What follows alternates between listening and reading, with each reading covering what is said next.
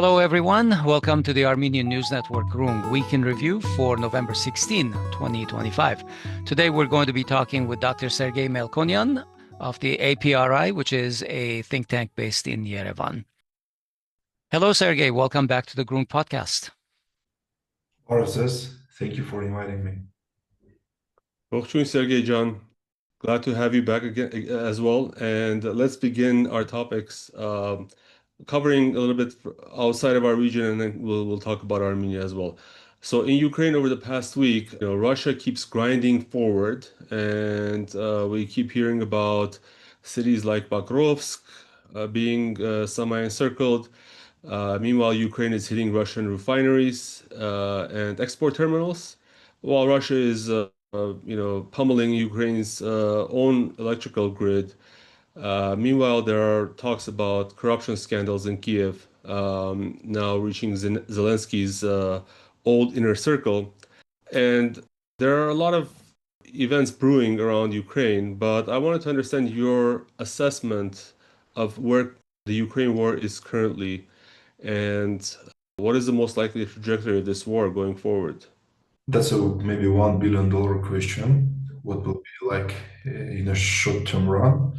Definitely, we don't have that much, but I'm sure our readers are $1 billion worth thankful to you for your opinion. Definitely the situation over Pokrovsk and Nizhnograd is extremely complicated for Ukrainian side. I've just recently this morning checked the Ukrainian source deep state map.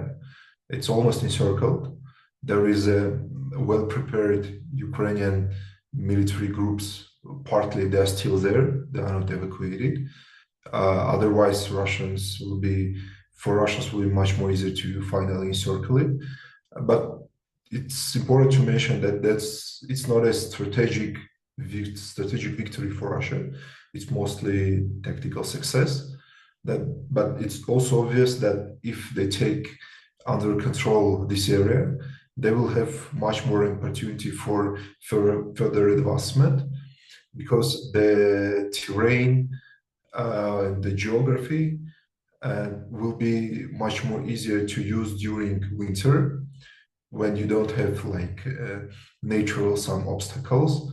And as far as we understand, Ukraine did not prepare what do they call fortezia, the city fortress that the Russians need to spend, for example, approximately 1 year to at least encircle and not even to take militarily this area, district or town or city.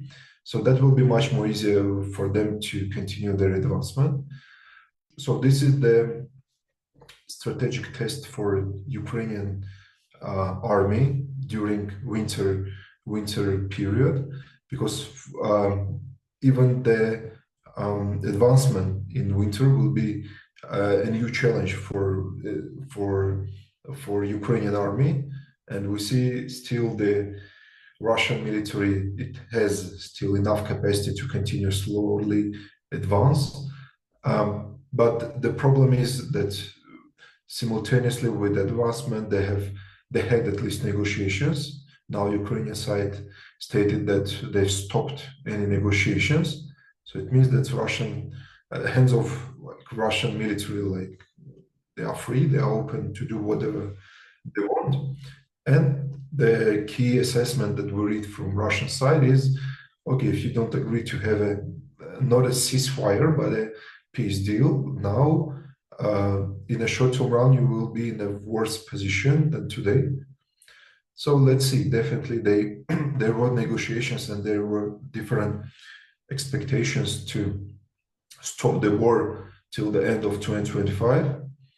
But as we see the situation on the front line, most probably the war will continue in 2026 because we didn't see that Russia was ready to do a step back from its red lines to take all the oblasts or districts. And there were rumors now in different Russian circles that Zelensky prepared some plan related to like all points that Russia rising during negotiations. For example, okay, Ukraine is not ready to leave unilaterally all the regions, all other parts of the regions that Russia wants to take the control, but they're ready to transfer the control over these areas that are under Ukrainian control to some international forces. There are some rumors that in Ukraine there are discussions to change the status of Russian language, etc. But Ukraine will not agree on any demilitarization agenda somehow. But still, there are these rumors that there are discussions despite the official statement that negotiations are over.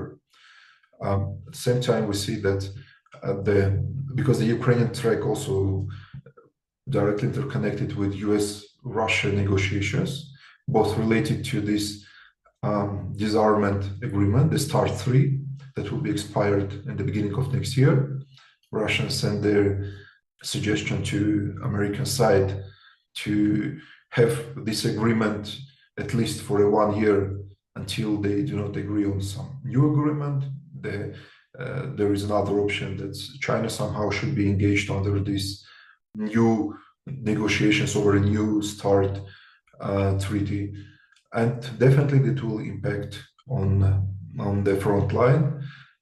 At the same time, to not like portray like Russians they have only success. Definitely, Russia has its own problems. First of all, in terms of economy, we see that the very unpopular measures were done from Russian authorities related to different tax reform, and the reaction is extremely negative. The second is the problem with their oil industry.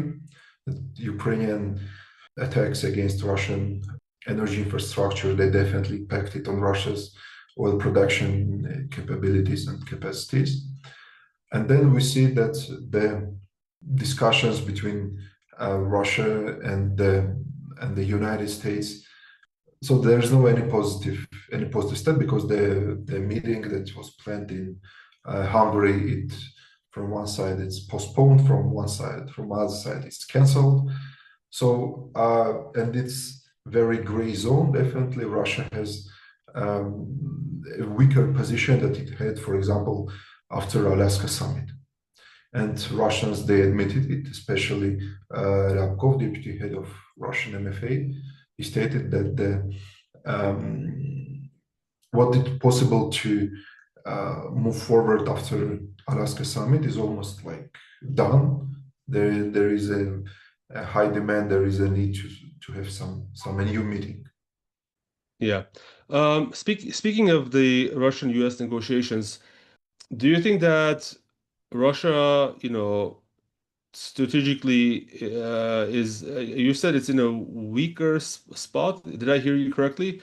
And what were Putin's calculations for rejecting Trump's offer for a ceasefire? He has justified his stance by saying that unless there is a comprehensive peace deal, a temporary ceasefire is meaningless and will only prolong the conflict.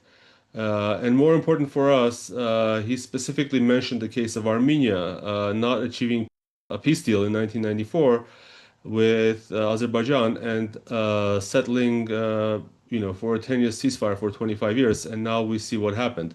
So what lessons did Putin learn from the Artsakh conflict? And do you think that those lessons are being applied correctly right now?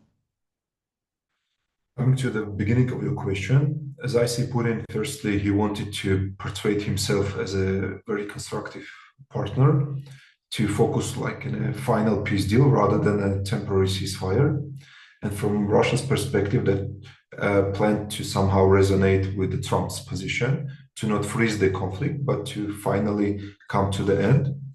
And that was the agenda during Alaska summit.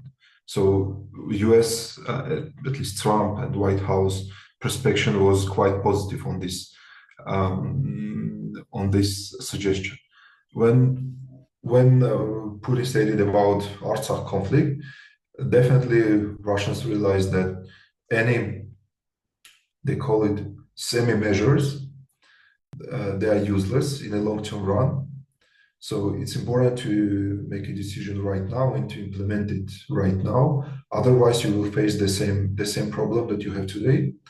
And it's not only about Artsakh conflict from their perspective, it's also lessons learned from the first Ukrainian war, 2014, when the situation was not solved. It was just they tried to have some kind of damage control, and finally they failed to keep the situation under control, and they faced a large-scale war. So in order to not have the same situation, now they are more interested to having a final peace deal. And it's not only about Ukraine, it's because they have different indicators from Europe. For example, recently, Minister of Defense of Germany stated that there is a high probability of the war against Russia before 2029. And when we monitor what Russia's opinion leaders or circles that are connected somehow to decision-making centers, that was a very strong signal for them that Europe is preparing for a conflict against Russia. This is why, in order to be prepared in such negative scenarios, Russia still need to recover themselves somehow. And to recover themselves somehow, they need a break after Ukraine war. This is why, as for me, from Russia's interest, might be more relevant to stop the war rather than to continue it and face the new escalation on other theaters. So you think that the conflict with EU is essentially a train that has left the station, that is going to be I mean, have European decision makers made a decision to head towards a military conflict with Russia? I don't think that Europeans are ready for any conflict against Russia if they do not have 100% support from the United States, as it was, for example, in case of Israel. Definitely, Israel. It's complicated to imagine that Israel unilaterally decides to attack Iran, Hezbollah, Houthis, etc., without not even green light, but full support from the United States. First of all, in terms of military technical supplies, then political diplomatic supports within UN Security Council and other platforms. So if they do not have such support from the United States, definitely they will not do any steps on this direction. Most probably that was a kind of reaction when Russia tried to test NATO's, not red lines, but NATO's readiness, that's called this way, when they used drones over Poland or some other countries. Maybe that was a reaction. But from Russia's perspective, such statements, so that not some expert level statements from Germany, that was the statements from the Minister of Defense. So this is why they take this serious. Okay, so going back to Putin's comments, that he made about Artsakh or Nagorno-Karabakh, and previous comments that he has made saying that Armenia never recognized Artsakh, so why is everyone looking to Russia to do anything about it? Are we to understand that Russia would have preferred if Armenia, I mean, it's difficult to judge history, with, looking backwards, but do you think that, his statements about Armenia recognizing Artsakh are sincere, and Russia believes that Armenia should have done that at some point in the past? I think these statements, it comes from Russia's weak position, because definitely Russia was interested to freeze somehow the issue of status of Republic of Artsakh, and there were even official statements that Russia is interested to pass this issue to further generations. Definitely, their calculation was until there is a gray zone, that situation is not resolved 100%. So Russia has more leverage to keep closer to itself both Armenia and Azerbaijan. And they realized, and even some experts that are close to Security Council, they stated that yes, the Republic of Artsakh status was one of the bricks that was keeping Russia-Azerbaijan relations. And when you took this brick out of the entire wall, you have problem. This is why Russia faced such crisis from Azerbaijan. So, and when Putin stated that Armenia did not recognize Republic of Artsakh. De facto, that's truth, but in general, as I told, it comes from weak position, but Russia was not able to protect, defend, and push forward its own agenda, and it orient the situation and on the ground and recalculate its strategy based on what Armenia is doing. Because if you pretend to be a superpower or great power, I cannot imagine when, for example, Russia states, okay, that was a Ukrainian people decision to elect Zelensky, that was Ukrainian people decision to bring US or UK military bases on Black Sea and Azov Sea, so we should take into account because this is their sovereign decision. If this decision, they contradict 100% their national interest, they took actions. So here they were not able to take any actions. And when we, for example, when you read Aliyev's statement during meetings with citizens in Karachar or Kelbajar region, so Aliyev openly stated that all steps that Azerbaijan undertook since 2020 related to escalations on different heights, when they attacked Artsakh Defense Forces position, when they were pushing Russia's peacekeepers from the Lachin corridor and established checkpoint there, etc. That was a part of a grand Azerbaijani strategy to take the control over Karabakh. So that was an official statement from Mr. Aliyev. So from this perspective, you see that Baku is pushing forward its own agenda. From this perspective, from Russia's, you are limited in your toolkit, in your actions. This is why you prefer to take agree on new status quo that is shaped by a stronger side, and then blame the another side that, oh, that's because of you, that you did not recognize Republic of Artsakh. The same was, by the way, with the case of Syria, when there are discussions that, okay, Syrian army, they did not fight good, etc. Definitely there were problems both within officers, soldiers, command and control system, etc. But when you blame your ally that your ally did many mistakes, so that was not the key problem of this big failure. Yeah, it makes sense to me. Let's come to Iran for a short while. You spend a lot of time with Iranian colleagues, and we always, see you participating in talks there. So a few weeks ago, we talked with Professor TRIPP Parsi of the Quincy Institute. He's known for his strong position that a second phase of the June war on Iran by Israel and possibly involving the US is inevitable. Now, he had predicted that it might happen before December, although there are a few weeks left. It seems that is not materializing. But he continues to argue that both the regional tempo and political incentives in Washington and Tel Aviv point towards renewed strikes and a more wide-scale war between Israel and Iran. What are your thoughts on that? And also, if a wider Iran-Israel war becomes unavoidable, what is the scenario that Armenia should actually prepare for as a country on the immediate periphery of this war? I agree that it's not a matter of if, it's the matter of when. Today, I assess the risk of escalation as medium, but it's continues to increase. And there are several factors that will affect the escalation. And we all understand that there is only one people who make a decision on the escalation, Mr. Benjamin Netanyahu. And there are different factors that may affect on his decision. First is the internal situation in Israel, as far as the coalition is still facing some problems. And elections in Israel, they are planned on autumn 2026. There are discussions to have a snap elections, and according to different polls, the ruling government, they will lose and they will not be able to have a coalition. And definitely Netanyahu will face problems, personal problems related to different investigations.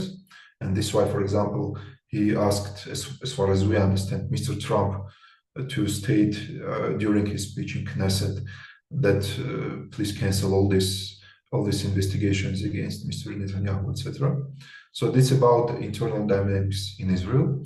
Second is about Iranian decision to relaunch its nuclear program, not military, I mean general nuclear program, because no one knows where is the enriched for 60% the uranium that was hidden when the United States bombed these facilities. And if they find the indicator that Iran is doing some steps on relaunching its nuclear program, that will be a maybe biggest trigger. And for Mr. Netanyahu, I think the third factor that will affect his decision is upcoming US elections, November 2026. As far as he needs both green light and full support military and diplomatically from the United States, he needs Mr. Trump to be a very strong position both in the White House and Congress. So this is why the risk of escalation will increase since today till the US elections. And we see, based on both statements and some discussions in Israel and in Iran, we see that all sides, they are preparing for a second round. But it's complicated to assess the level and the scale of the escalation. Both sides definitely, we see that there was a lessons learned process, both from Iran and from Israel. And we do not know the capabilities that Israel has inside Iran or around Iran to use them during its attacks. But today we see that Iran is recovering. First, because of some military supplies. Second, there was some statements related to new missiles that Iran did not use against Israel during 12 days war. There were statements that Iran is repaired launchers, because the key problem for Israel and for Iran that was the amount of launchers, because as far as many launchers you have more opportunities to overload Israeli air defense system and to reach some targets. But if you have not 100 launchers, but you have 10 launchers, it's impossible to have some military success. But yes, Iran is recovering, and there are discussions in Iran that actually local air defense system, it was much more effective comparing with, for example, some other systems, especially the Russian one. But let's see, so it's complicated to assess, because many of these systems, they were crashed before Israel attack, because they were targeted on the ground from different groups. Different groups coming from inside Iran or from Azerbaijan or from that where? were mostly migrants from Afghanistan that were recruited by Israeli military intelligence to operate them on the ground inside Iran. First, they attacked radars, then air defense system in the western part. So they switched off the air defense system in order to Israel have an opportunity to reach Tehran.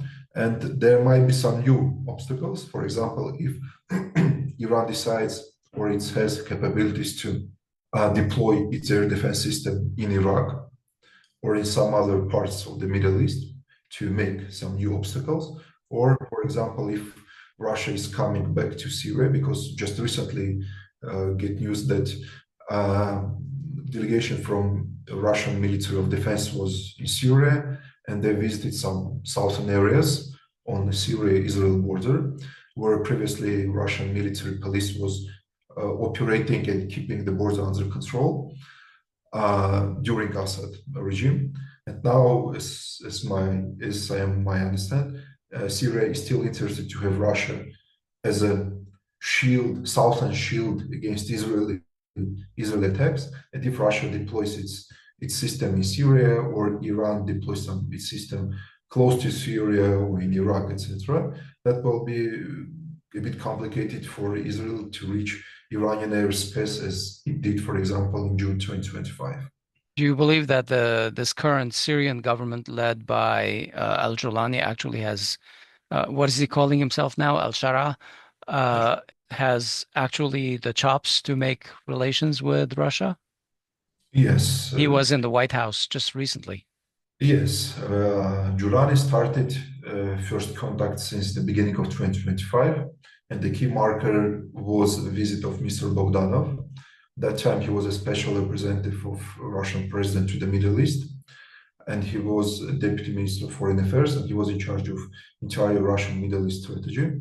There were meetings with the level of MFA, and then there were some other meetings with MFA, Minister of Economy, etc.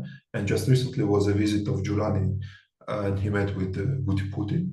Definitely, they were discussing Russia's military base that are still in Syria. They were discussing some economic projects related to Russia's investment in the Syrian oil production industry and Russia's supplies, especially of the wheat, because definitely there are many social and economic problems. And engaging Russia, Turkey, and Julani may solve some internal problems that are that be the base of his stable power. Otherwise, if nothing changed for just regular people, they faced some social problems during Assad and now, so it doesn't make sense.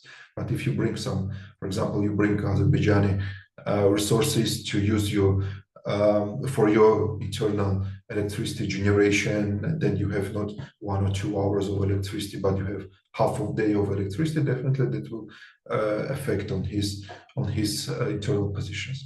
And related to domestic situation, they are interested still to have Russia as a tool that might be used somehow to keep Israel from any active steps, as Russia somehow tried to do since 2015-16, when they called it deconflicting mechanism, when Israel had to inform Khmeimim, Russian military base in Syria, about their military operations over Syrian airspace in advance. And so there was a kind of communication. So maybe they expected to have Russians to keep Israelis somehow. Yeah. Coming back to the Iran conflict, do you think that the TRIPP agreement, the Trump route agreement in the White House back in August, actually injected the United States inside Armenia, right on the border of Iran? And how does Iran view, actually specifically, how does Iran's security apparatus view these developments? From the very beginning, the key concern of security apparatus was the following. From their perspective, United States may deploy some PMC, private military company, in order to provide a security control over TRIPP. But then the statement was dissolved from Armenian side that there are zero discussions about any private military companies. But still, these concerns exist in the conservative wing. The second concern is related to United States presence or some US affiliated company in general, again from security perspective, because, and there is interesting point, because there is a different perspective from Russia and from Iran regarding the TRIPP. So Iranian perspective is that Tehran does not detach Israeli presence in the south of Artsakh, under Azerbaijani control, from possible any US presence within TRIPP. So from their perspective, this is one circle that is encircling Iran from the north, while from Russian perspective, like Israel is a different story and the United States is a different story. The third concern from Iran is about the Armenian-Iran border. And there are two problems. First, the possible US or US affiliated companies to monitor the flows coming from Iran into Iran. And the second is the functionality of Armenian-Iran border. So for them, it's important to keep the same level of flows. This is why there are different projects. Soon will be finalized a new modernize the existing checkpoint, and they put on the agenda the construction of a new bridge to increase the capacity of flows from Iran into Iran. And there is a guarantee for them that the north-south connectivity will not be cancelled, interrupted somehow within TRIPP or this east-west connectivity. And so the key point was from Iran, we still have some concerns related to TRIPP. It means, as for me, from expert level, that for this 3 months, 4 months, Armenia side tried to mitigate these concerns from Iran, but still we did not succeed in 100% because Yeah, what would it take to actually mitigate those concerns, Sergei? So the key points from Armenian side is that this is not against Iran somehow. We will not allow someone to use our territory against Iranian interest in any way. So this is only about making connectivity working, because Armenia wants to open the border with Turkey, and the border with Turkey will not be open till the TRIPP is not operating. So all this regional unblocking communications process is interconnected. So, and this is the key point, that the north-south connectivity will still work. Armenia is also interested in developing this project, and the US presence will not be like on the ground close to Iranian border. So please do not have any concerns. As I heard from Iranian colleague, that was a key 3 messages. Okay, so let's go from the northwest border of Iran, as far as encirclement goes, to the northeast border of Iran. On November 6th, Trump gathered the leaders of the C5 Central Asian countries in the White House in an effort to establish a presence in the region and compete for influence with Russia and China. After the August 8 meeting that brought the US into the South Caucasus, now I think they are trying to make, it's logical to think that they are trying to make inroads into Central Asia. Over $130 billion of commitments were signed, mineral rights and things like that. But, if we look at the statements and we go a little beyond the boilerplates that we hear from Moscow about every country is sovereign and they can make their own decisions, et cetera, what's the view of the C5+1 agreements from Moscow? C+5 format is not only about Central Asia and United States. There are many C+5, European Union, India, China, Russia, and other actors. So definitely from Russia's perspective, that was an attempt to bring United States closer to Central Asia. But the Russians, let's call them countermeasures or counter steps, they mitigated this concern. And for example, right after this visit, some leaders, they visited Russia, especially head of Kazakhstan President Tokayev. He not just visited Russia and met with Vladimir Putin, they qualitatively increased the level of their bilateral relations. They signed a declaration on comprehensive strategic partnership and alliance right after the visit to the United States. So that was a message that we are not pivoting somehow.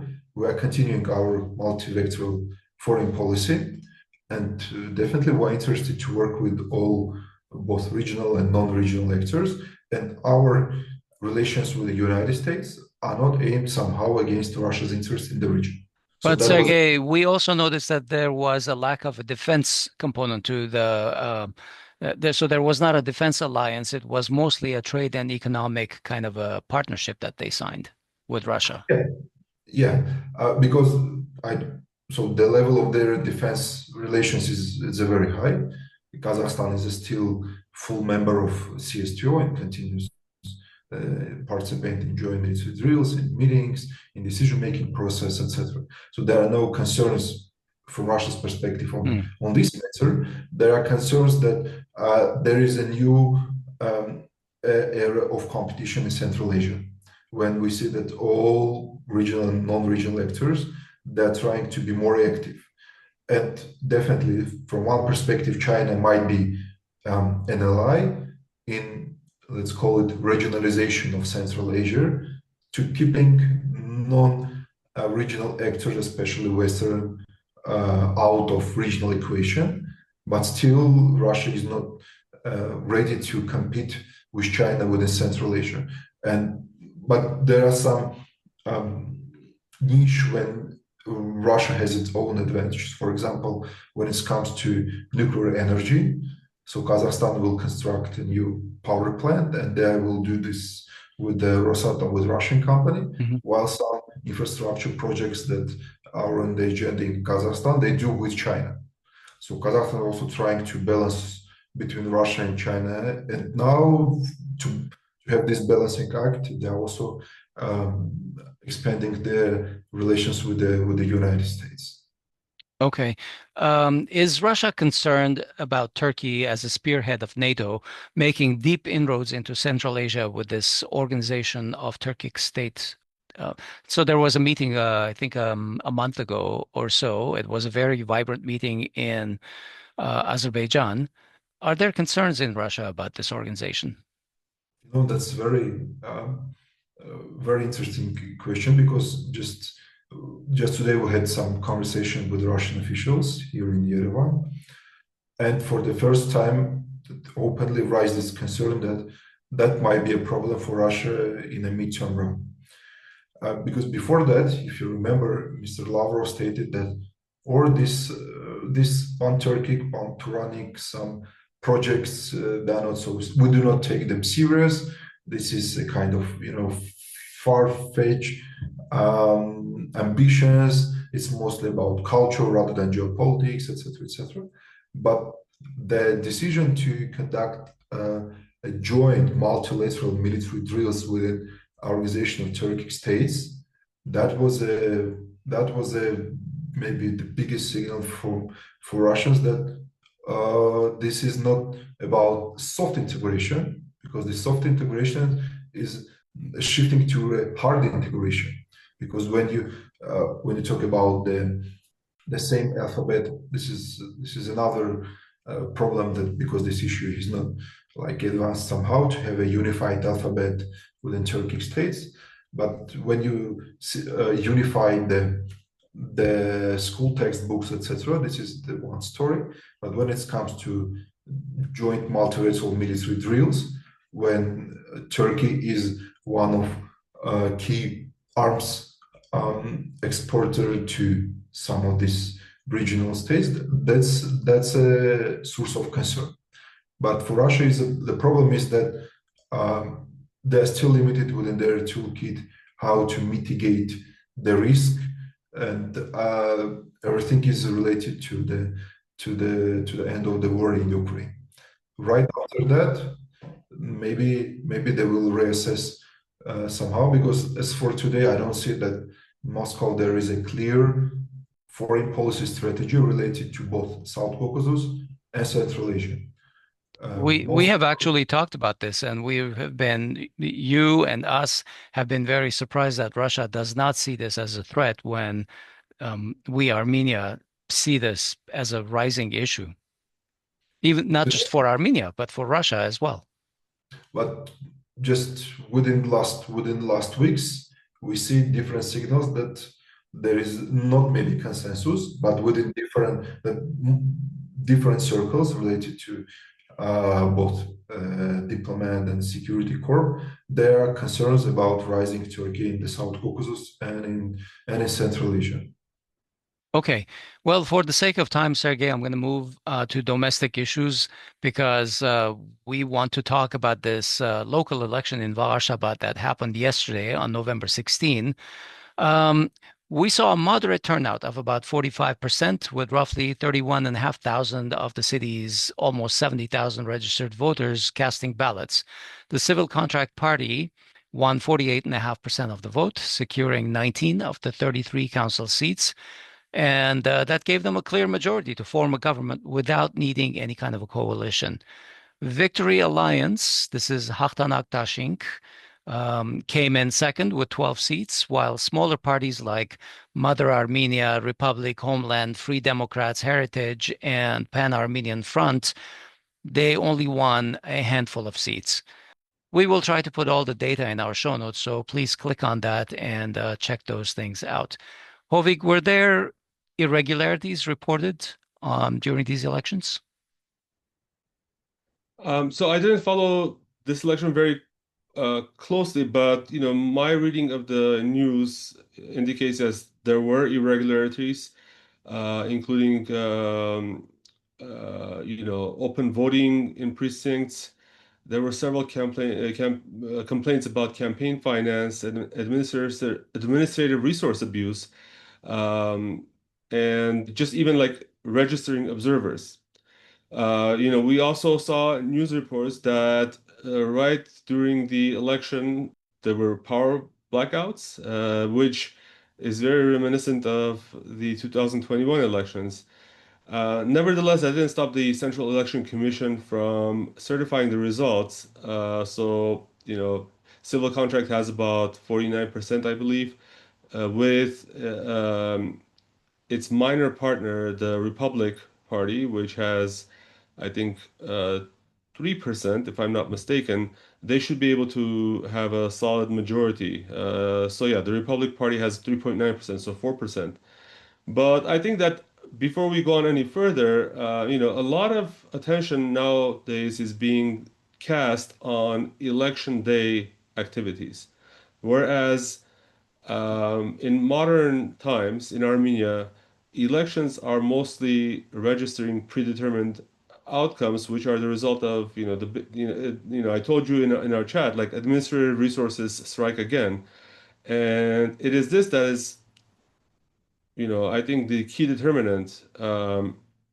And, just there were reports that, civil contracts spent an enormous amount of money at certain targeted communities, communities that were recently incorporated into the larger municipal bloc, because civil contract since 2000, since it has come to power, has been merging different electoral districts, almost like gerrymandering. And then it appears that, in the city of Vagharshapat itself, most of the people, voted for the opposition. But in Hovik, the just about rural the regions, administrative yeah. resources, I just want to mention because there's nothing of a major issue with a party spending money to get elected. But in this case, I think you are referring to municipal funds that were being spent just at the right time, making infrastructural upgrades so that people think that the government is doing Well, really well no, I by them, mean, right?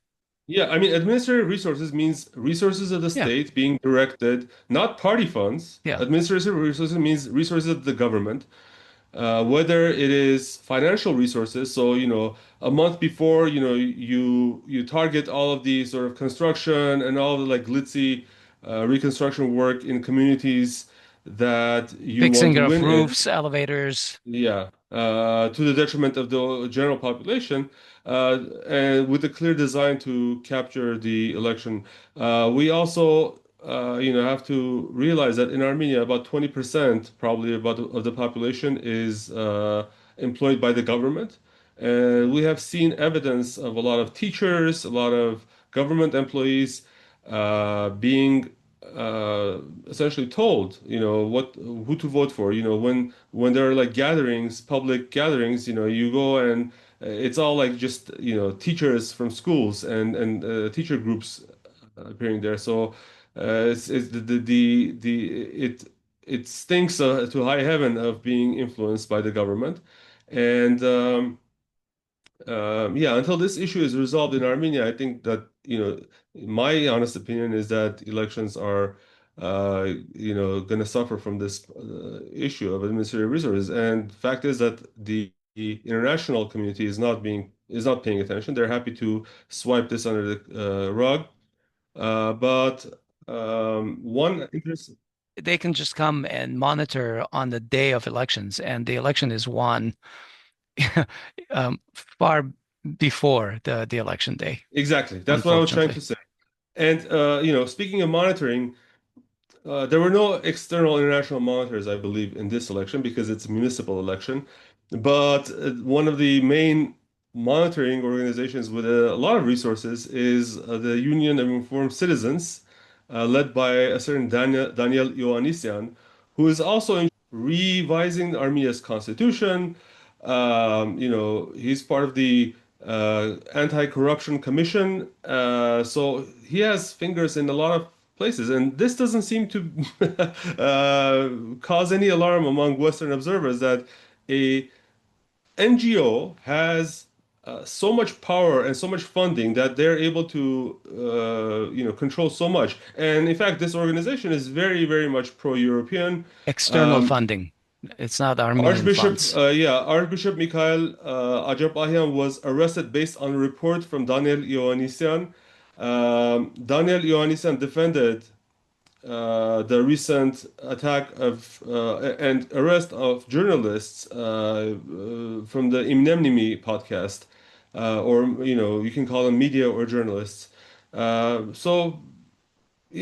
they have immense amount of funding from the West. So this, in my opinion, this in no way is a free and fair election, and it allows us to sort of see the warnings from some in Armenia that no government has changed power through the result of elections in Armenia. So, but I want to pose a question to Sergei if he has any opinion on this. Vagharshapat has 70,000 voters, and I think it was viewed as a very symbolic election because Vagharshapat is also the seat of Holy Etchmiadzin, where the head of the church is located, and we know that currently Nikol Pashinyan is trying to unseat the Catholicos. But do you think, just from a purely electoral perspective, I'm not sure how much you follow internal Armenian elections, but do you think that this election sets a precedent, or can it predict anything about future elections, including the June 2026 parliamentary election?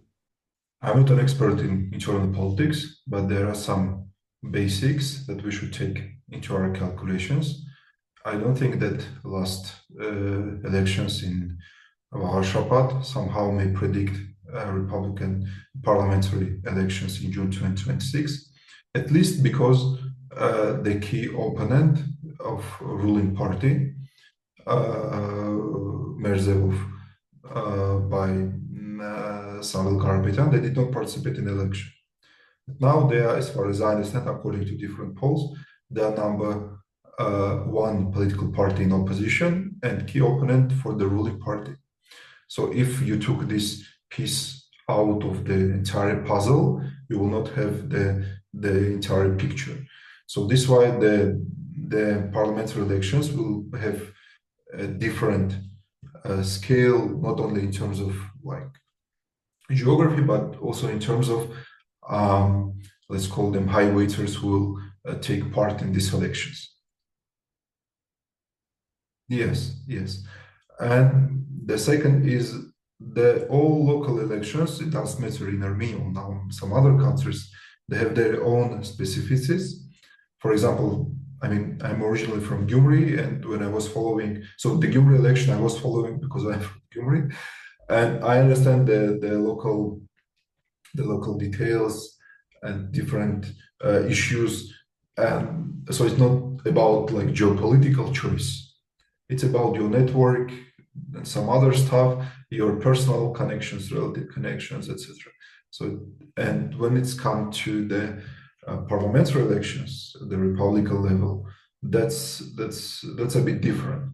This is why I would not like merge these two different types of elections. You mentioned Mer Dzevov. We should also mention that neither Hayastan Dashing nor the Republican Party were also on the ballot. Although there are sort of it's a common view that Mer Hayastan, which I think got like 3% or 4%. Let me see. Mer Hayastan 4% because they passed the yeah. So Mer Hayastan is known to be affiliated with Robert Kocharian, or at least that's the common knowledge. But why didn't the larger players, Samuel Karapetyan's Mer Dzevov, Hayastan Dashing formerly under its own name, or the Republican Party, why didn't they participate? To be honest, I have no idea on this matter. Maybe in case of Mer Dzevov, they, as far as we see what's happening on the ground, they're still continuing to open their their offices in different regions, so they do not have the presence in all Armenian regions. So as far as I understand, they do not have some activities on the ground, despite the fact that they are supporting the church. They're very close to the Etchmiadzin. So that's maybe the argument why they were not active on these elections, and they were not active on other elections. This is why, as I see, their key focus is the parliamentary elections in June 2026. Yeah, and I should also mention that I think right now Mer Dzevov is currently a movement and not a formal political party. I believe Narek Karapetyan had announced that they will, closer to either the end of December or early in January, decide or announce the opening of the party. So yeah, in their case, I believe they may not even be registered as a party right now. So understandable. Probably the same with Tatoyan and Wings of Unity. They might be registered because I think they are a political movement at this point, or a political party, but they may not be ready for these elections. It just happened, what, 2, 3 weeks ago? I remember reading some news that they were sort of they may have endorsed another party in the elections, but yeah, I don't think they were actively involved in the Vagharshapat elections. But I may be mistaken. So, All right. All right. Well, for now, let's wrap up our topics here. I'd like to ask each of you for some thoughts that you might want to share with our listeners. Sergey, anything on your mind? I think the problem for us, I mean, internally, is that some other issues are out of spotlights, especially the POWs. There was a fake decision in Baku just recently related to our prisoners, and this is out of internal agenda. And we may face like a very bad precedence soon if we will not pay attention on what's happening around this matter. And there are other issues that are again out of our spotlights when we following our daily routine, or some political, both external and internal political developments. It's related to the situation with the Armenian heritage in Artsakh, because we see that even some foreign experts, they raise their concerns about Armenian churches, Armenian heritage. And when we, for example, meet some Russian experts, we first of all raise the concern not only about Armenian church, but also about the heritage of Armenian heroes of Second World War.